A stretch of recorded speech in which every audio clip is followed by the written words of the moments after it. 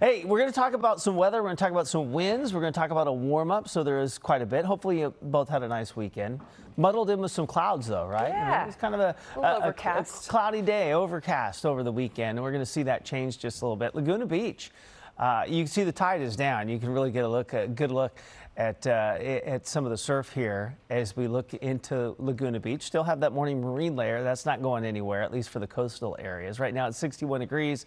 We're a couple of degrees warmer than yesterday at this hour. Big problem, the winds. Talked about this going into the weekend last week on Thursday and Friday. We started talking about the strong winds mentioned all the way from Northern California through the Central Valley and then touching the high desert areas.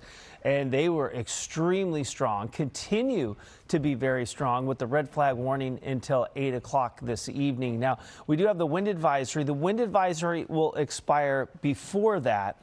Generally, with these wind advisories, they usually start a couple hours early before we anticipate the wind event to happen, and they usually expire an hour or two after. Meaning, right now we're looking at like noon, 1 o'clock, but you know how weather works. Sometimes it can stall a little bit and hang around. The reason why the wind advisory ends, but we still have the red flag warning, because the strong gusty winds that get us to a wind advisory may relax to get that wind advisory to expire, but we're still dealing with 20 and 30 mile per hour winds into the latter part of the afternoon with a warm, dry atmosphere. So fire concerns still elevated, even though winds start to taper off as we get to the afternoon hours. All the way into the Santa Clarita Valley, we're looking at some windy conditions.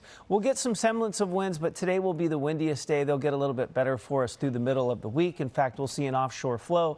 We do get that warm up. We go a good 5, 6, 7 degrees above the average. It looks like the weekend is shaping up nicely. Yes, there's a little bit of a cool down, but still warm, still slightly above the average. Today is the coolest day of the week, at least for our inland valleys. The coast, you're going to be right around 70 degrees. About the only thing you'll be contending with is burn off. Some mornings a little bit earlier than others. High desert, 78. This is your coolest day. We go up to 92 on Thursday and then upper 80s for the weekend.